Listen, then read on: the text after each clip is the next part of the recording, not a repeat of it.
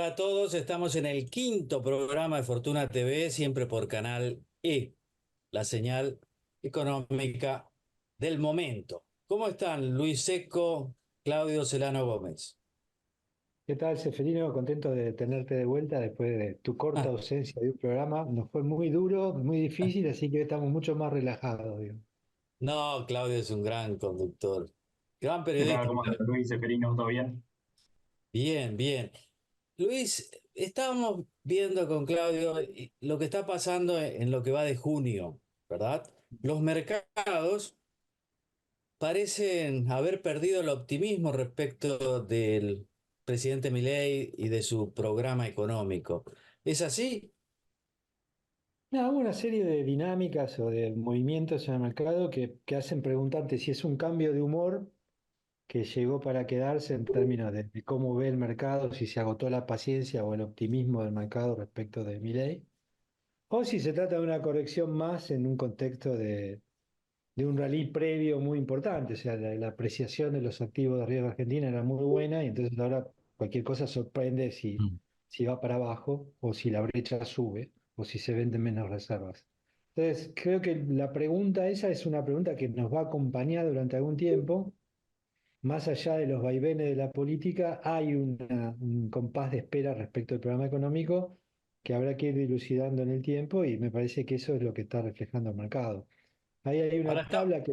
Sí, dale. Sí, vos tenías una tabla en tu consultora que está muy interesante de los riesgos, pero antes la consulta era, esto no sucede solo a nosotros, ¿no? Porque veo que también en otros mercados se están pasándola un poquito mal, ¿no? Exactamente, hay como una pérdida de apetito por el riesgo emergente, si te diría, a escala global, sobre todo en Latinoamérica. Latinoamérica está también ¿viste? Es muy difícil pensar que nos ven a todos los países iguales, pero todavía hay algo de eso que históricamente se llamaba clase de activos, la clase de activos emergente, la clase de activos latinoamericanos. Tuvimos malas performance no solo en Argentina, sino en Brasil y en México. En Brasil algunos miedos con Lula, en México, bueno, una elección que le dio una Claro. mayoría muy aplastante a la izquierda, ¿no? Al partido gobernante, con mayoría calificada en diputados y probablemente en el Senado. Entonces empieza a generarse un ruido en la región. En Chile también hay algunos ruidos políticos. Entonces esos ruidos políticos eh, pegan en toda la región, pero claro, en Argentina se amplifican, ¿no? Si vos mirás la Ah, tabla, como que Argentina siempre está amplificado respecto de lo que pasa a los demás. El Merval cayó 8,8% en lo que va, se tiré de fines de mayo. Lo mismo pasa con el riesgo país, Argentina la que más aumentó. Ahí hay un cuadrito en el que muestra también cómo fue cayendo el ritmo de venta de dólares, digamos, pasamos de 150 millones promedio a 27, o sea, hay como todas unas señales de ruido que creo que hay que tener muy en cuenta y que probablemente tenga que ver con estos focos de riesgo y de incertidumbre que son los que están en el día a día del debate público de la Argentina, ¿no? pero a los agentes económicos, ¿qué es lo que le produce más incertidumbre del gobierno de Milei? Porque la orientación la comparten, ¿verdad? Mira, yo creo que hay una serie de riesgos que estaban previstos y otros que no, y me parece que los que están afectando de manera más clara estos últimos días son los menos previstos. Entre lo previsible estaba el riesgo inflacionario, qué pasaba si la inflación no bajaba suficientemente rápido, cómo se manejaba la corrección de precios activos, los riesgos cambiarios. Todo programa de estabilización siempre genera alguna apreciación cambiaria. Seguramente con nuestro invitado vamos a hablar un poco de este tema. O sea, el riesgo de apreciación o de atraso cambiario era uno de los riesgos del programa. Algunas cuestiones relacionadas con el tema monetario y financiero. O sea, los riesgos económicos son manejables. El problema es cuando, es más, un mismo programa económico puede lidiar con todos esos riesgos. Tal vez el más difícil de lidiar era el riesgo recesivo, el riesgo social. Acordate, Mm. Claudio Ceferino, que cuando discutíamos, cualquier argentino que se ponía a ver el 2024, el 2023, decía, bueno, lo que Argentina tiene que hacer, no sé si se va a poder hacer porque esto significa medidas antipáticas, riesgo social, gente en la calle, protestas como las que se dan, digamos, en el momento de discutir las leyes. O sea, tenemos una serie de riesgos que se sabían, eran previsibles y ahora no deberían alarmar o sorprender o tomarnos por sorpresa. Hay otros que son más nuevos, ¿no? Mm. Yo creo que alguno que si uno podía pensar, bueno, el riesgo de debilidad política del presidente hoy es explícito. O sea, le Claro. cuesta mucho conseguir que le aprueben las leyes, que le apoyen en piezas fundamentales de la política económica. Eh, Me parece que van quedando muy claros, se puso de moda, yo diría que este fin de semana en muchos editoriales políticos vimos la palabra emocional, o sea, la idea Mm. de ciertos riesgos emocionales. Yo creo que tienen que ver mucho con la campaña de confrontación permanente, esta idea de campaña electoral permanente. El Senado discutiendo la ley de bases y el presidente volviendo a decir que eran todas ratas y Ah, degenerados y todos los epítetos que se te ocurran. Digo, es- luce hasta simpático a veces, pero es preocupante en términos de un presidente que tiene una gestión, o sea, debilidad política, que necesita la aprobación de las leyes y que le cuesta mucho salir de su confrontación de campaña. Y me parece que hay otro riesgo, dos riesgos más. Uno lo hablamos hace un par de programas atrás, que era la complacencia, o sea, un gobierno que da la sensación de que está cómodo, el presidente, el ah, ministro de Economía lo ha dicho, el alivio ese que trajo la baja inflación generó esa zona de confort. Y después me parece que el otro tema es la gestión, ¿no? Que esto es lo que ha aparecido con mucha fuerza y me parece que en buena parte es lo que está afectando los mercados. La idea de que es un gobierno que debería suplir sus debilidades con buena y mucha gestión, o mucho y buena gestión, y no lo está pudiendo hacer. Luis, ¿cómo crees que el resultado fiscal de mayo, que se sabe va a ser superavitario seguramente, puede repercutir en esta caída que vemos en junio, si es que puede haber algún, digamos, algún empuje para arriba? ¿Y qué pensar respecto a los datos de junio, que se van a conocer obviamente en julio, donde la inflación probablemente, por lo que se escucha, no va a ser menor que la de mayo, y el resultado fiscal habrá que ver si termina siendo superavitario? ¿Cómo pueden empujar esas cosas, ¿no? Estos resultados? No, yo creo que la baja de inflación más el resultado fiscal son los grandes logros del gobierno con los cuales compensa, si querés, todo el compendio de dudas, riesgos, incertidumbre que estuvimos mencionando, ¿no? Me parece que el tema de que aparezca de nuevo, si aparece un mes con un dato de inflación que da un poco para arriba, o un mes que mostrás un resultado fiscal que no es superavitario, no es preocupante en la medida que después vuelvas a recuperar la tendencia a la baja de inflación y al superávit fiscal. Yo creo que ahí la clave, ya te digo, sería que el gobierno sepa anticiparse, que comunique bien, que diga que un número no hace tendencia. Yo creo que el mercado sigue valorando enormemente la predisposición y la determinación del gobierno de generar superávit.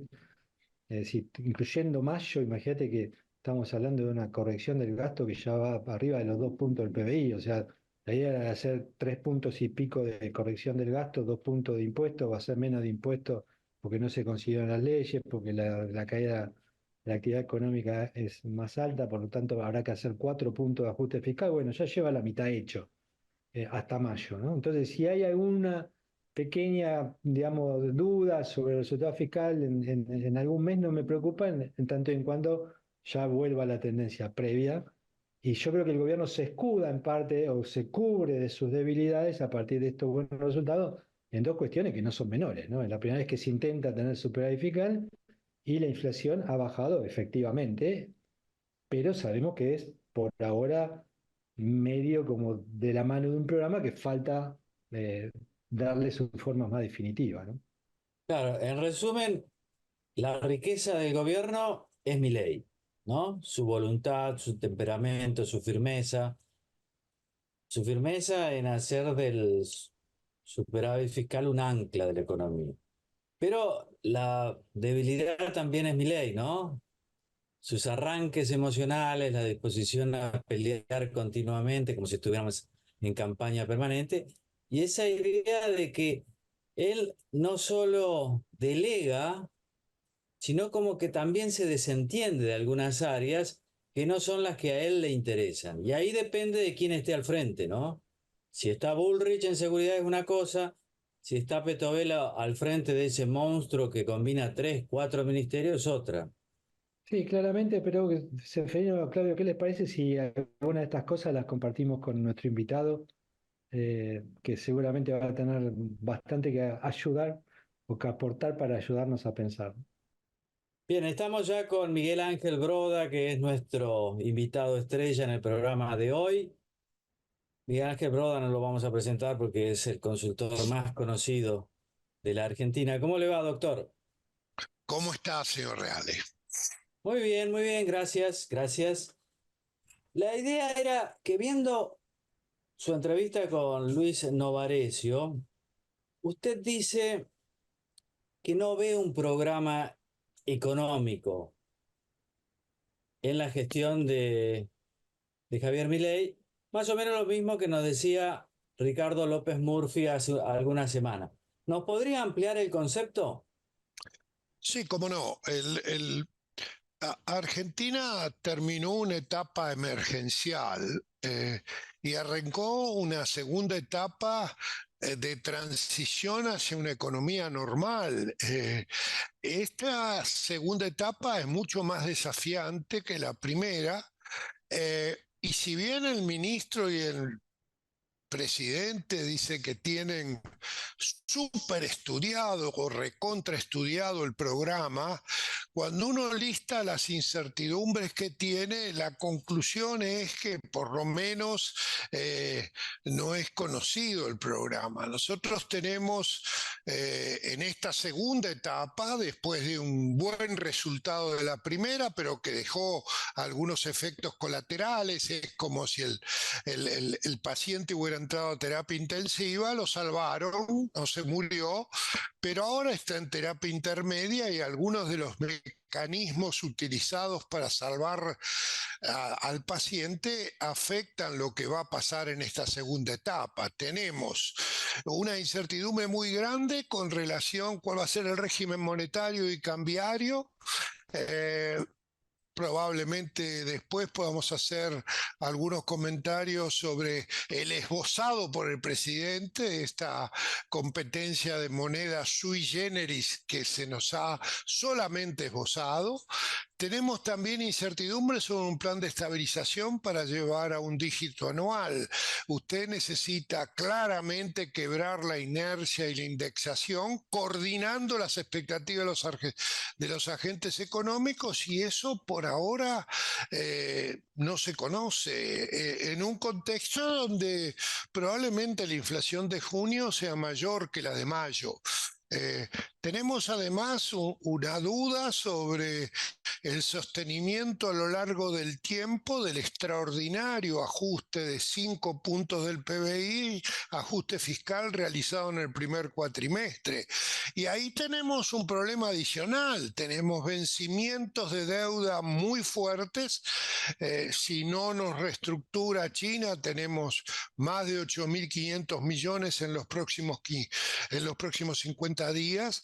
Tenemos entre 7 y 8 mil millones de vencimientos de deuda en pesos en julio y en agosto, y claramente, si intentamos salir del cepo, eso produce una caída de la demanda de dinero y una caída de los fondos para poder comprar las letras o los bonos que el Tesoro emita. Tenemos también una incertidumbre sobre la velocidad de la recuperación. Después voy a aclarar algunas de las recuperaciones de las 8 crisis financieras, crisis de recesivas que tuvimos los últimos 25 años, cuál es la más parecida a esta, pero la verdad es que los motores del crecimiento están sin nafta. Ahí, a diferencia de los colegas, nosotros creemos que la economía tocó fondo, ya tocó fondo en abril y en mayo se mantuvo más o menos por ahí. El problema no es haber tocado fondo, el problema es que a velocidad se va a recuperar. Tenemos una incertidumbre muy grande sobre la agenda estructural de este gobierno. Se avanzó poco en apertura comercial, donde para la apertura comercial es absolutamente necesario un tipo de cambio con un peso depreciado, si no usted destroza la producción de los bienes transables, sean exportables o importables. No avanzamos en la reforma del Estado ni la laboral, ni tributaria, ni previsional, ni régimen de coparticipación, que son tan importantes para en 1 o 2 décadas hacernos país normal. O sea, acá la deficiencia sobre el conocimiento que existe sobre la agenda estructural, no, por lo menos para nosotros, no lo sabemos. Y además existe una incertidumbre respecto a cuánto tiempo se mantiene tan alta la imagen positiva del presidente. Y todo, si uno suma las dudas y las incertidumbres, da la sensación de que el programa súper estudiado todavía no lo fue explicitado. Son muchas dudas, muchas incertidumbres. Así es, por eso el pronóstico es tan riesgoso con relación a lo que puede pasar en el resto del año, por lo menos.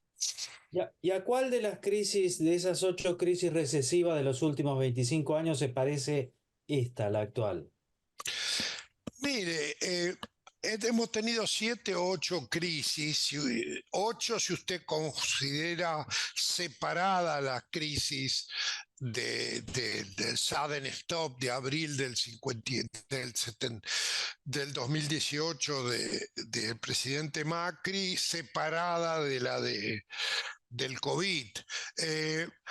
Mire, las 3 grandes, que son la salida de la convertibilidad, la crisis financiera mundial del 2008-2009 y la crisis juntas del sudden stop del presidente Macri y el COVID, tienen motores diferentes.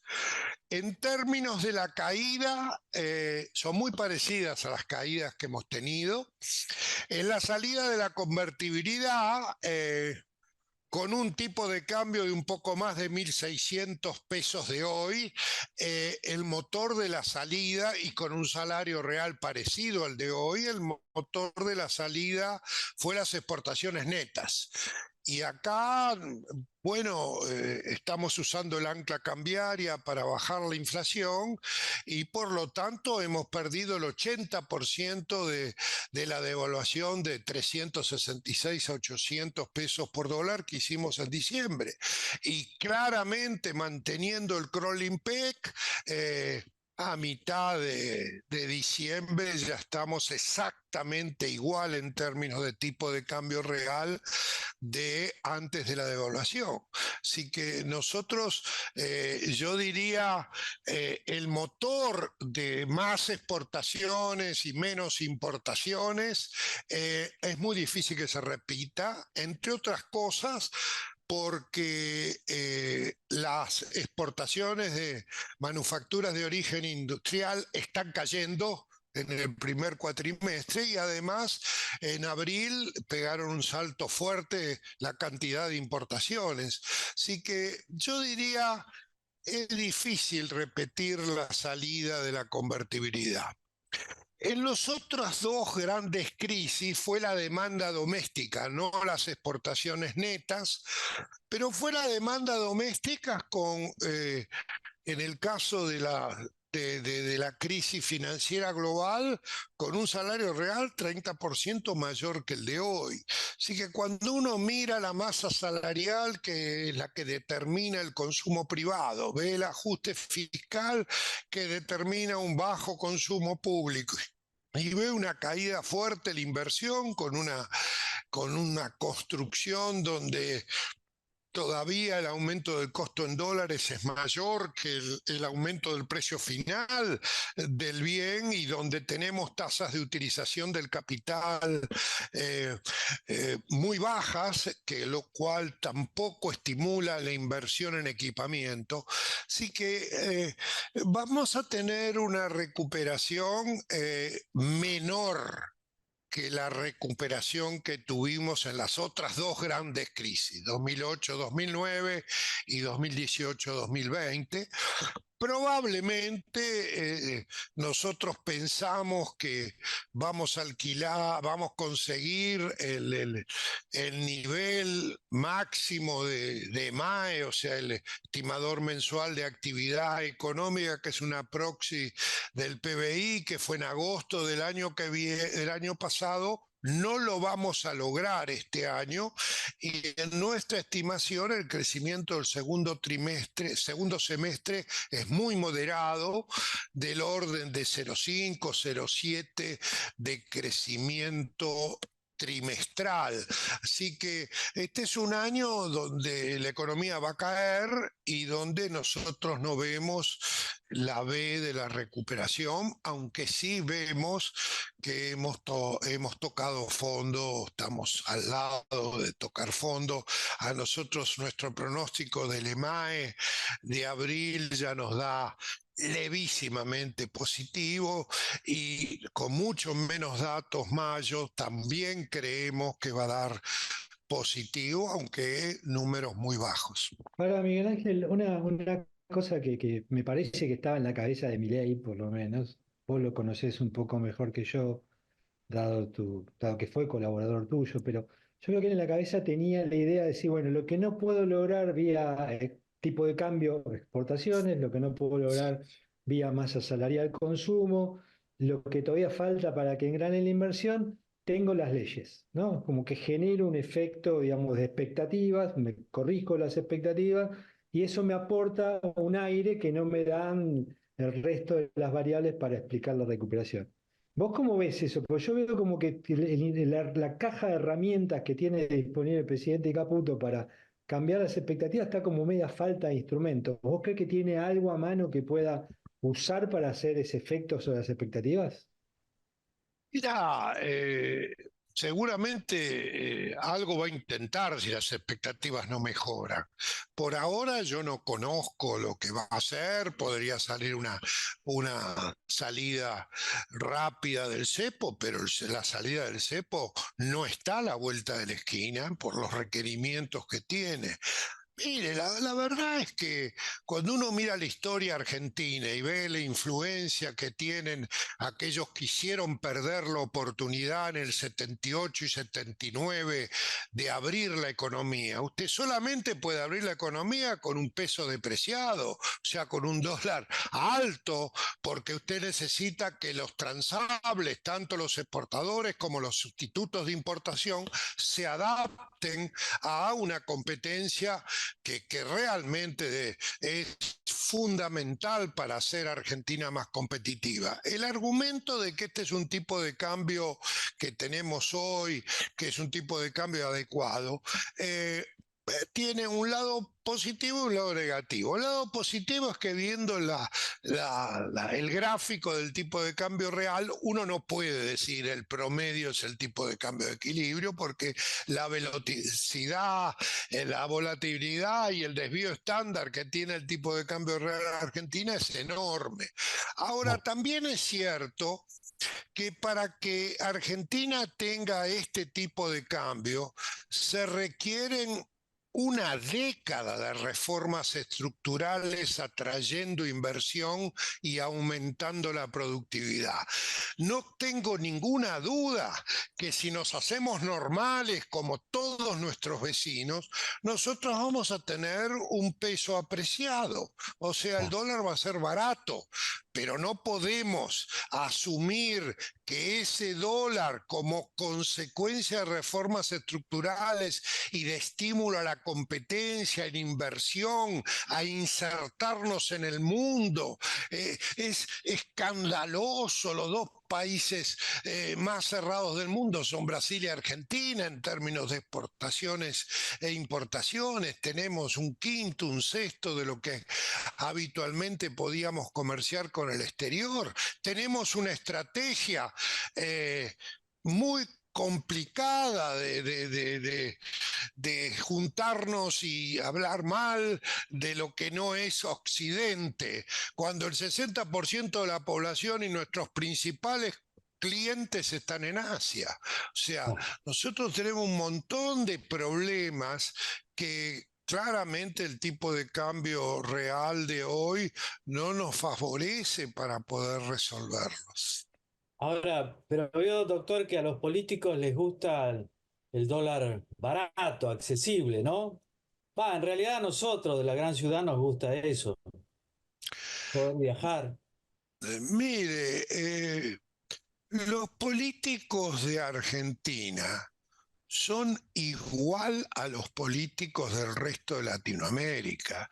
Y Perú, Colombia, Chile, Paraguay, Uruguay y en menor medida Brasil se hicieron normales. Así que yo no veo en todos esos países, los políticos también querían que las cosas fueran baratas en dólares para aumentar transitoriamente el salario real y poder viajar. Pero la técnica y el análisis riguroso de lo que nos provee la teoría económica, todos los economistas, claramente venció las tendencias desestabilizantes de la clase política. ¿Y por qué vamos a tener nosotros diferentes políticos? No, claramente yo veo una oportunidad histórica por la enorme decadencia de Argentina. Hoy el presidente Milei, que obviamente no había descontado su triunfo en términos de las reformas preparadas, fue más que un fenómeno de que Massa quería dividir el Juntos por el Cambio, fue un fenómeno de que la gente se dio cuenta que cada día estaba peor. O sea, el gran atributo para poder cambiar es la magnitud de la decadencia. O sea, usted toma, por ejemplo, los últimos 12 años. El PBI per cápita de todos nuestros vecinos creció 16%. Nosotros caímos 11%. Miremos cualquier medida gruesa de productividad, PBI por obrero ocupado. Nuestros vecinos crecieron 17%. Nosotros caímos 11%. O sea, estamos en presencia de algo de una magnitud que desorienta al profesional, porque uno cuando ve situaciones busca situaciones similares de otros países del mundo para tener una idea de cómo se puede resolver el problema. No hay nadie que sin guerra haya tenido un proceso de decadencia como nosotros.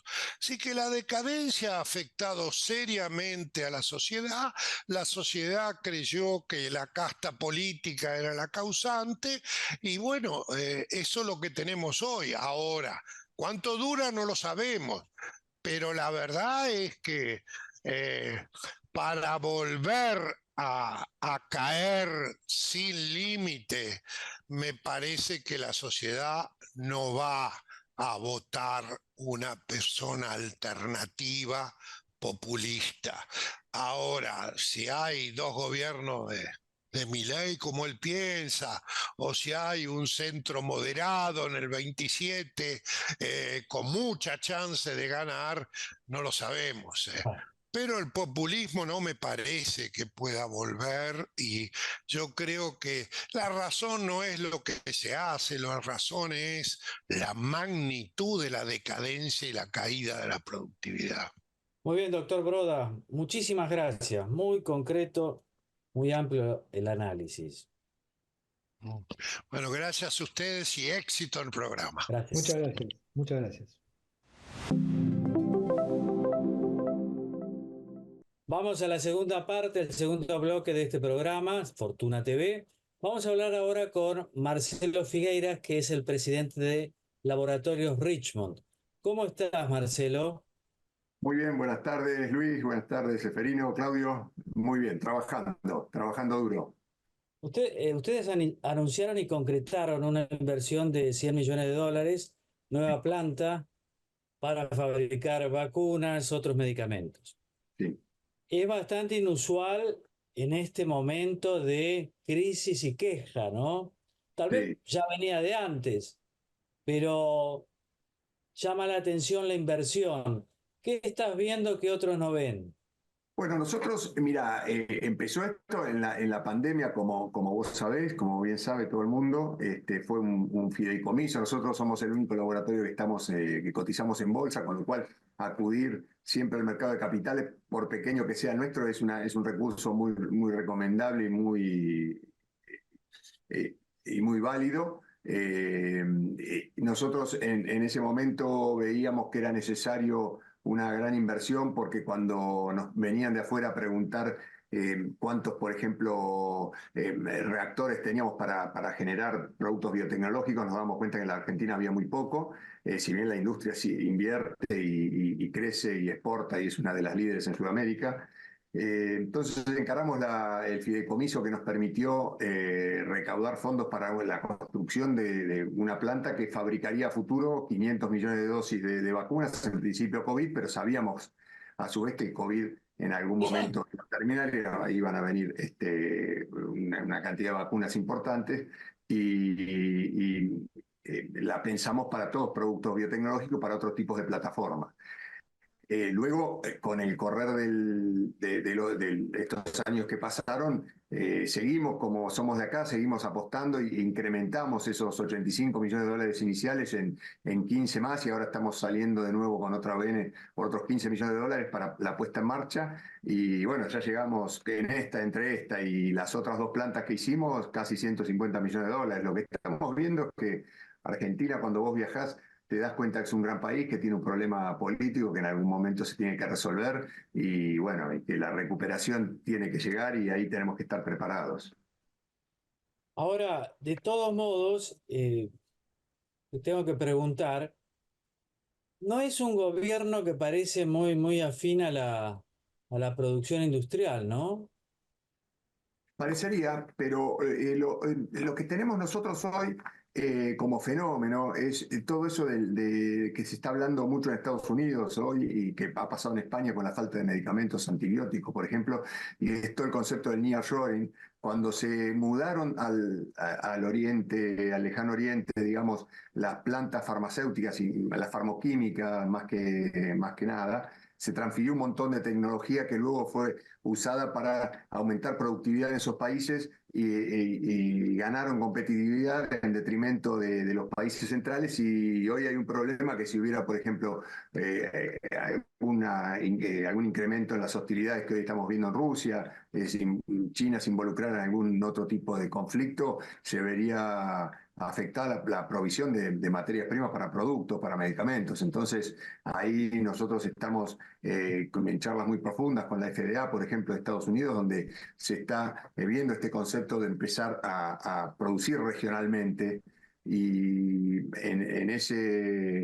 con esa visión nosotros creemos que somos competitivos en la industria, nosotros tenemos la herencia de nuestros premios Nobel en ciencias que hacen que tengamos un capital humano muy importante, con lo cual seguimos siendo competitivos, seguimos creciendo y seguimos teniendo fe en nuestro sector, a pesar de todas las dificultades de la Argentina y que estos cambios de gobierno en general hacen que el péndulo vaya de un lado a otro y eso nos afecta, pero bueno, es la realidad que tenemos. Claro, o sea, la exportación, ustedes confían en exportar, por ejemplo, a Estados Unidos, aprovechando esa ventaja natural de estar más cerca de ese mercado y en una zona donde no hay conflictos que puedan alterar la provisión de medicamentos a Estados Unidos, ¿no?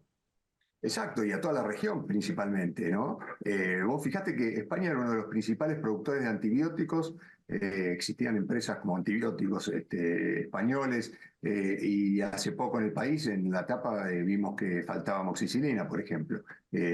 Bueno, eso es una cuestión de volver a tener la producción regional. No se puede hacer todo en un país, uno no puede vivir con lo de uno, porque no es una realidad eso, pero sí puede tener las eficiencias y la competitividad como para tener un grado de intercambio mejor. Y en eso nosotros en la industria vemos que somos líderes en Sudamérica, los principales laboratorios argentinos están en los primeros rankings, estamos exportando a Estados Unidos materias primas ya. Y bueno, tenemos un gran, nuestro ANMAT, nuestro Instituto de Medicamentos, está considerado como uno de los mejores del mundo. De hecho, está en el PICS, que es el Instituto de Armonización, con lo cual, estando registrado en Argentina, tenemos ventajas para registrar en otros países.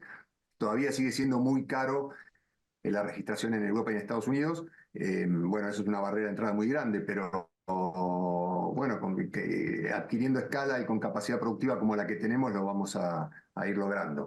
Claudio. Marcelo, la planta tiene foco de exportación y has hablado bastante del tema de la competitividad. De hecho, la semana pasada con Galdiano, presidente de Ford, hablaba de la competitividad de Argentina frente al mundo, digamos, en este caso de las pickups. ¿Qué análisis haces vos de la actualidad de la competitividad argentina, donde hoy el tipo de cambio quizá lo dificulta, los impuestos? ¿Qué análisis haces vos de la competitividad que podríamos tener mayor en productos como los que estamos hablando, ¿no? Y por supuesto, nosotros el nivel de competitividad a partir del capital humano es impresionante. Por supuesto, tenemos que terminar de nivelar bueno, esto ustedes saben más, Luis, las variables macro son fundamentales que queden definitivamente ordenadas para poder a partir de ahí, sin inflación, sin déficit, digamos, sin inflación y sin tanta ida y vuelta, empezar a tener una certeza mayor. Llamaban directamente presidente de otros países para poner las fábricas con un montón de beneficios. Pero bueno, nosotros nacimos acá, nos desarrollamos acá, tenemos un capital humano importante y yo soy de los que tiene fe, más allá de los ruidos políticos, más allá de lo que hoy se está tratando en el Congreso, es muy importante. Creo que hay una recuperación incipiente que ha comenzado y me parece que si logramos a nivel macro y a nivel político tener un diálogo que nos haga que a partir de un vector, digamos, de que los cambios de gobierno no lo afecten, afecten solo matices, vamos a tener una gran posibilidad de crecimiento. Cuando vos viajas, y esto está dicho, lo dice todo el mundo, nadie entiende cómo nos va, pero bueno, así estamos. Bueno, y hay muchos ejemplos de países que han estado peor y que han salido, ¿no? Claro, claro, exacto, exacto. Y nosotros tenemos las condiciones y tenemos, bueno, hay un montón de sectores, ¿no? Energéticos, economía del conocimiento, minería, que todavía falta muchísimo para explotar, todo el tema de gas, ¿no? El tema nuestro de biotecnología también, muchísimo para hacer. Nosotros podemos duplicar, yo pienso que podríamos duplicar tranquilamente las exportaciones, imagínate lo que sería. Qué tan bien estás o qué tan cómodo estás en términos de capital humano? O sea, ¿tenés el recurso humano para seguir creciendo, expandiéndote? Porque es un área de estar en la frontera, ¿no? Tenés que apostar a un capital humano de Tremendo. con muchas habilidades y especialización. ¿Cómo estás con eso? Sí, mira, nosotros estamos bien, tenemos fuga de cerebros, eso no hay duda. Vos ves que muchas veces científicos nuestros se van porque hay condiciones que no se cumplen aquí, pero seguimos todavía, en su momento se recuperó mucho de lo que se había ido. Nosotros, fíjate que tenemos el ejemplo más concreto que yo tengo es cuando acá se hicieron dos tipos de vacunas para el COVID. Se hizo la vacuna que fue de AstraZeneca, que se hizo la parte inicial del proceso productivo, se terminó en tiempo y forma en la planta de mAbxience, se mandó a México a hacer todo lo que era la parte final de formulado y dosificado en área estéril, y ahí se tardó mucho en hacerlo, pasó a Estados Unidos, después Estados Unidos no lo dejó exportar. En cambio, cuando desde Rusia nos mandaron la Sputnik para hacer lo mismo que tenían que hacer en México, nosotros acá lo resolvimos sin comparar, sin ánimo de comparar, pero lo resolvimos con nuestros científicos y con la transferencia de tecnología que hicimos rápidamente. En muy poco tiempo ya teníamos 10 millones de dosis en la calle. Así que vos, después, todas las grandes cosas que se están desarrollando, yo insisto, vamos a tener en algunos años, yo creo que vamos a tener otro premio Nobel en Ciencias, si Dios quiere. Estamos con el CONICET trabaja muy bien, Exactas trabaja muy bien, hay mucha dedicación a lo que son ciencias duras en Argentina. Claro, el personal capacitado, ¿de dónde lo sacan ustedes? ¿De qué facultad? ¿De qué Pero universidad? tenés Exactas, básicamente, todo lo que son biotecnólogos, farmacia, son todas las ciencias duras, ¿no? Que nosotros colaboramos mucho con algunas becas también, como para que los chicos y las mujeres que quieran estudiar, acá no es suficiente que la facultad o la universidad sea gratis, sino también necesitan un apoyo. Porque son ciencias duras que no te permiten trabajar. Y se sigue viendo hay muchísimas mujeres también que siguen estas carreras en química, por ejemplo. Y tenemos hay mucho recurso y muy bueno.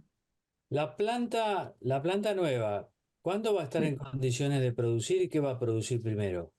Ya, estamos en condiciones, en 2 meses vamos a estar en condiciones ya de producir. Hoy estamos prácticamente finalizada la planta piloto. Esta planta piloto es la planta grande, pero en un tamaño donde se pueden hacer experimentos, donde se pueden hacer en pequeñas producciones, se pueden trasladar y aplicar industrialmente conocimiento y inventos que puedan venir de CONICET y de Exactas y de otros centros de investigación.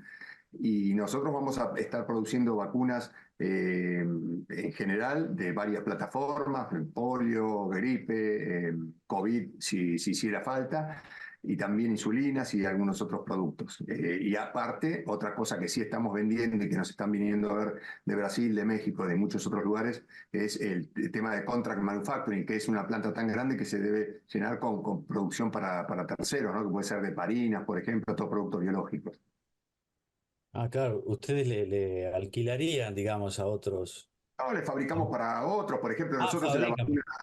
la vacuna, por ejemplo, la Arvac, esta que se hizo completamente en Argentina, que salió de la Universidad de San Martín, CONICET, el laboratorio Casarán, nosotros podríamos hacerles las jeringas prellenadas, por ejemplo, si no lo hacen en viales. Nosotros tenemos esa capacidad hoy para hacer. Así que podemos ir integrando. Esto viene a complementar, digamos, lo que hoy hay en Argentina, ¿no? Prácticamente acá se necesita tanta inversión que casi como en lo energético, ¿no? Inversión y uno casi no compite porque siempre se requiere más. Entonces es agregar capacidad instalada para seguir ampliando el acceso de la gente a tratamientos y eso en el mundo se va exigiendo cada vez más y aparte las barreras de calidad van creciendo de tal manera que hace que necesites cada vez más plantas. Ahora, ¿cómo explicás la fortaleza del sector, fortaleza histórica, ¿no? De los laboratorios argentinos? Tiene que ver con el carácter de familias, de muchas empresas que se dedican desde hace mucho tiempo, con la tradición o con la dotación de recursos humanos que vos especificabas y señalabas, los premios Nobel y demás. ¿O qué? ¿Cuál Sí, es el mira, secreto?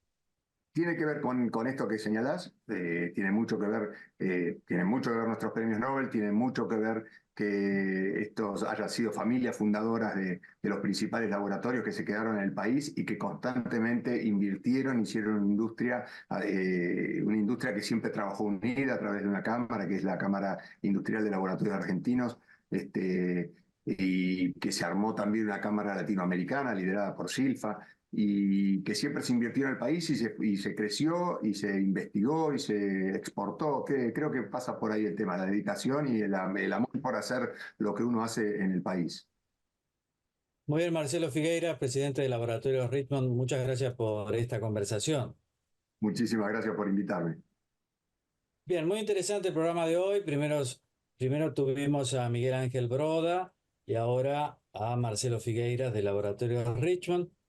Yo me quedo con esto de Broda que decía, la verdad que hemos caído tanto, estamos en una decadencia tal que tenemos que ser optimistas y puede ser la gran oportunidad. Pero, claro, me asustan un poco el listado de desafíos y de incertidumbres que este gobierno debería llenar. Y con Figueira el tema de que el sector de laboratorios es uno de los más dinámicos que tenemos, con exportaciones en toda la región, y hay una ventana muy importante con esto que se llama la seguridad sanitaria, ¿no? Estados Unidos quiere que la provisión de sus insumos esté localizado en territorios geográficos bien afines, ausentes de conflicto, para que no haya problemas en la logística. Y eso nos abre una gran oportunidad. ¿Cómo lo vieron ustedes? Mirá, yo creo que todos los programas que hemos tenido que complementamos en la visión del economista con la visión del empresario, siempre como que el empresario el mensaje que yo encuentro es, bueno, mientras ustedes discuten todo esto, nosotros seguimos haciendo, ¿no? Como que Albamonte con su red de hoteles, Galeano 700 millones de dólares por ahora, ¿ese soy yo? No sé. En la 700. Ranger, sí. 700 millones de dólares en la planta de la Ranger, ahora Figueras con esta planta que va para 150 millones de dólares en el laboratorio. Yo creo que es cierto que se necesita un marco legal y es macro mejor que el que hoy tiene Argentina, pero también hay empresas que siguen viendo la oportunidad. Argentina es un mercado estratégico para muchos y lo honran con inversiones, ¿no? Menos mal, ¿no, Claudio? Sí, un poco creo que es lo que dice Luis, la visión de los economistas a veces más pesimista o más tratando de plantear ciertas incertidumbres, y el empresario no puede esperar. El empresario si tiene que hacer una inversión la va a hacer y si no la va a hacer en otro lugar. Con lo cual habría que ver si con esa macro más ordenada habría más inversiones y creo que ahí está el desafío. Sí, más inversiones de mayor calidad en otros sectores. Estamos Exactamente. hablando de sectores como medicamentos, laboratorio, que la tradición argentina es fuerte, o automotriz con un Energéticos, producto todos muy los proyectos que importante, hay, ¿no? tal cual, energéticos con No, todos los proyectos que hay, los mineros, ahora se conoce una nueva inversión de litio que está por cerrarse en una provincia. Creo que hay muchos ahí esperando. Bueno, creo que falta la macro para que finalmente, y cierta estabilidad económico-político para que finalmente lleguen, ¿no? Y Luis, ¿vos sos optimista sobre la macro? En dos palabras. Con dos palabras, ¿qué querés que te diga? Sí, no, no, sí. Pueden Eh, ser más, pero no tantas. no, no, yo creo que tenemos una oportunidad. O sea, hay una oportunidad que la macro se estabilice, el gobierno está ahí de lograrlo, pero tiene, como decía nuestro invitado Broda, tiene que lanzar una segunda etapa de estabilización menos ambigua, más seria en términos de comunicación, de contarnos mejor qué piensa hacer. La ambigüedad a veces es constructiva y a veces es destructiva. Es mejor que no, ni una ni la otra, que no sea tan ambiguo y que defina un poco mejor su programa. Muy bien, Luis, Claudio, buen programa hemos hecho hoy, así que estamos contentos. Nosotros Así, nos vemos en la próxima, siempre en Fortuna TV por Canal E. Chao. Nos vemos la semana que viene. hasta la próxima. Gracias.